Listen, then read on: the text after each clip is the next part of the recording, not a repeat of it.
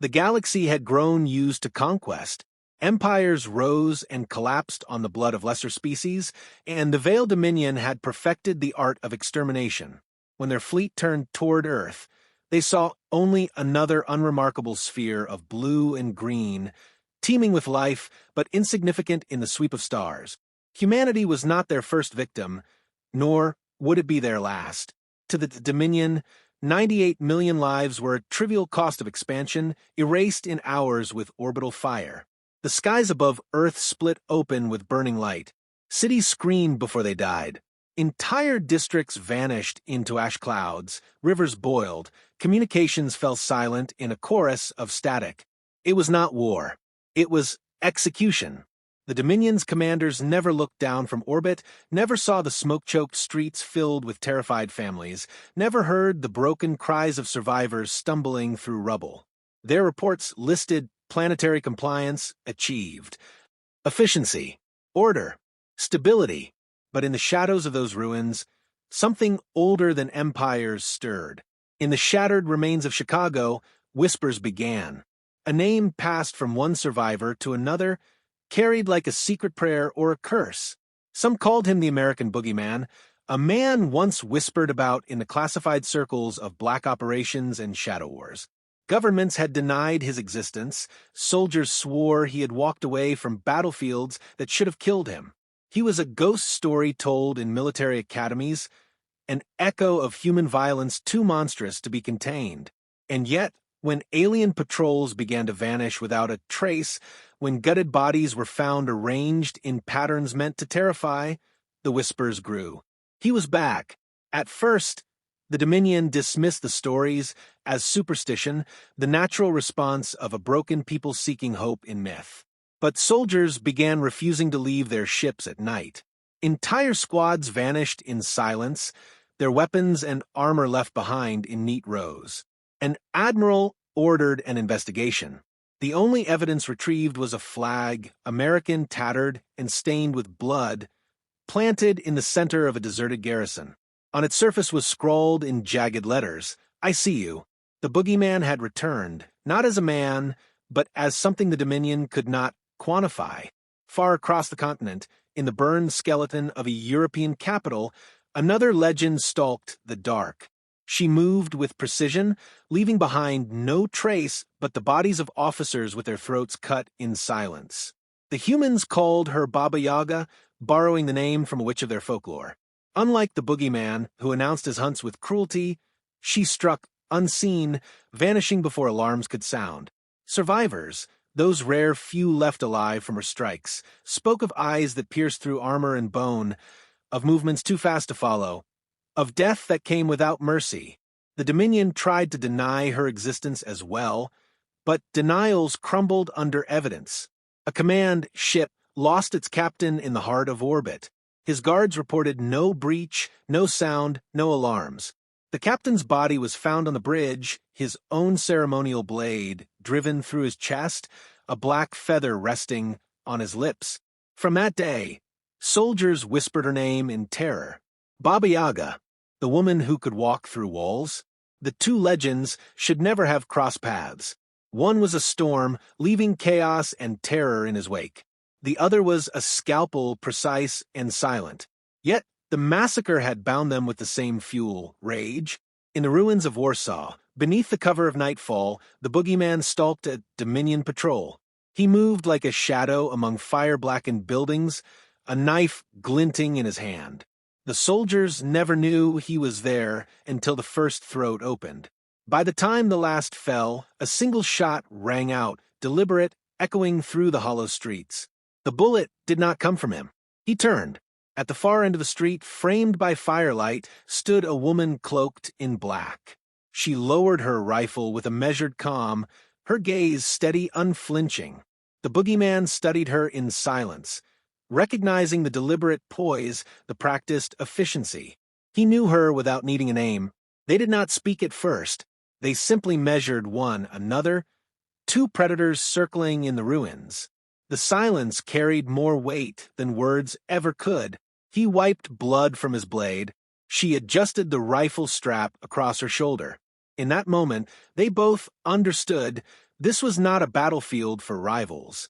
It was a graveyard for enemies.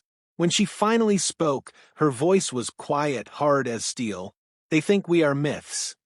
His reply came as a rasp, rough with disuse. "Then we show them the truth." They stood among the corpses of Dominion soldiers, the air thick with smoke and ash, the ruined city pressing down around them. No treaties bound them, no orders commanded them, no government sanctioned their existence. They were the remnants of humanity's oldest instinct, the will to survive through violence. The boogeyman extended a hand, scarred and unsteady but resolute. Baba Yaga regarded it for a long moment before placing her gloved fingers in his grip. The pact required no oath. The massacre of 98 million had already spoken for them. Somewhere above, Dominion ships drifted across the night sky, indifferent, certain of their dominion. But on the ground in the dark and broken heart of Earth, two demons had risen. The boogeyman and the Baba Yaga walked into the shadows together, leaving behind a street littered with bodies and a message that would spread through the galaxy like wildfire. Humanity was not broken, and its vengeance had only just begun. The first stories carried by resistance runners were dismissed as exaggerations. Alien commanders spoke of isolated skirmishes, of undisciplined survivors thrashing against inevitability. But soon the Dominion's reports no longer read like records of order. Instead, they arrived broken, fragmented, full of contradictions. Entire convoys vanished in daylight. Garrisons fortified with advanced weaponry were found stripped bare, their soldiers missing, their armor hung like macabre trophies along ruined highways. Patrol ships broadcast distress calls that ended mid-scream, followed by silence. The fleet officers began to whisper at themselves, though never aloud in the council chambers. Earth was bleeding them dry, and the bleeding had faces. The boogeyman struck first and loudest. His attacks were not meant simply to kill, but to haunt. He favored supply lines, choosing moments when alien troops felt safest. He came like thunder, shattering their formations with brutal efficiency. Survivors, rare few, trembling, spoke of a man who emerged from smoke, his knife gleaming in one hand, captured rifles in the other. He never stayed in one place, yet his trail was unmistakable. He left behind flags soaked in blood, sigils burned into walls, the mark of a hunter who wanted the galaxy to know his existence. He was no longer a whisper, but a roar. Where he spread chaos, Baba Yaga brought precision. Dominion officers in high orbit began to die in their quarters. Admirals were found slumped over consoles, their blood painting command screens. She left nothing behind except the token of her presence, a feather, dark and silent, placed with ritual care. Unlike the boogeyman, she never revealed herself to the survivors. Her war was built on fear of the unseen, the slow unraveling of command. Dominion commanders argued among themselves, their paranoia fracturing trust. If one officer could die without a trace, no one was safe. The terror she cultivated was colder than fire. As these two forces carved their marks across Earth, survivors rose. Scattered resistance cells, farmers, engineers, former soldiers, and even children hardened by loss began to organize. They spoke the names of the legends as if summoning gods. Some wore painted skulls to imitate the boogeyman's rumored visage. Others carried black feathers on their uniforms in tribute to Baba Yaga. Humanity had always excelled at myth-making, but now the myths walked beside them. For every Dominion patrol that fell, another village armed itself. For every officer assassinated in silence, another cell pledged to fight until death. The massacre of 98 million had forged unity that Earth had never known before. The Dominion struggled to understand. Their strategy manuals did not account for enemies who thrived in chaos, who bent loss into fuel. They sent reinforcements in waves, overwhelming in number, but each force grew weaker, not stronger. Supplies ran thin as the boogeyman gutted their transports. Chains of command dissolved as Baba Yaga severed their leaders. Soldiers began to desert, abandoning weapons to flee into forests or craters where even Dominion hounds would not chase them. Commanders called these failures statistical anomalies, but the fear in their voices betrayed them. In the ruined husk of New York, a Dominion colonel paced his bunker. He had fortified the city with walls of steel and firepower. He believed himself safe, encircled by technology the humans could not breach. Yet, one night his security feeds showed only static. The power grid failed. When the lights flickered back on, his soldiers were gone. Every one of them. In their place hung helmets nailed to the walls, arranged into a grotesque mural. At the center of his command table lay a single feather. He tried to flee, scrambling through tunnels beneath the city, but when he reached the surface, a man was waiting in the ash, scarred, silent, holding a knife. His scream echoed once before it was cut short. By dawn, the bunker stood empty, another fortress consumed by myth. Alien High Council meetings grew desperate. Voices clashed across the chamber, accusing one another of weakness, sabotage, cowardice. Reports of human resistance no longer sounded like scattered insurgencies, but like coordinated warfare. And in truth, it was becoming so.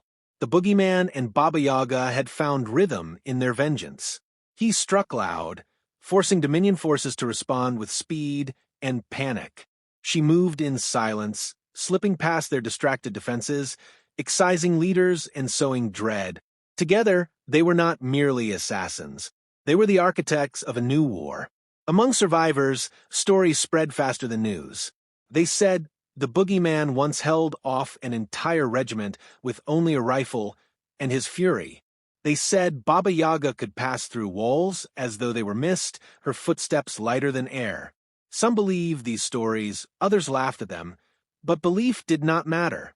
What mattered was that the aliens feared them. That fear bled into every battle, every night patrol, every glance over a soldier's shoulder.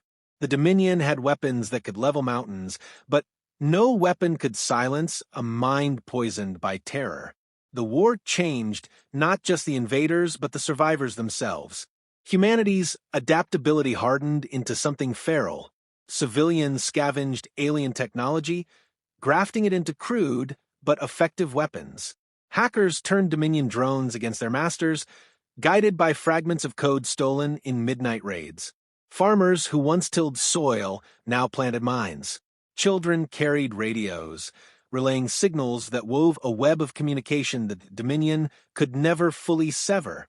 Humanity had always been underestimated, but now, sharpened by grief and fury, it became unrecognizable.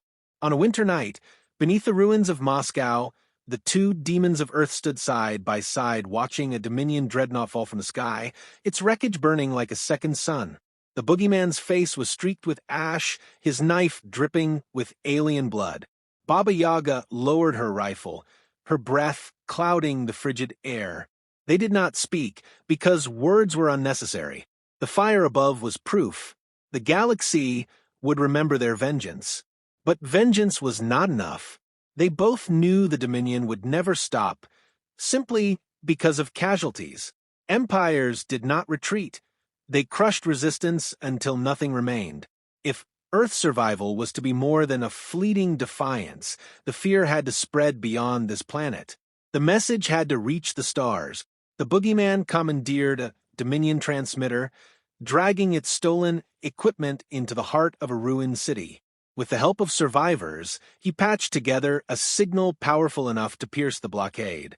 When the system flickered to life, he stood before the camera, his face half-shrouded, his eyes burning with wrath. His voice was low, deliberate, a blade sliding into the dark. You killed 98 million. We are coming for all of you. There will be no sanctuary, no forgiveness, no surrender. We are the darkness you thought could never touch you. Then she stepped forward, her presence as precise and unyielding as her rifle. Her voice was calm, almost gentle, but it cut deeper than his fury. Pray that your nightmares are merciful, for when they carry our names, there will be no waking. The broadcast carried through Dominion space, hijacking their own channels, echoing across fleets and colonies alike. Soldiers who had never set foot on Earth trembled at the names. Civilian populations began,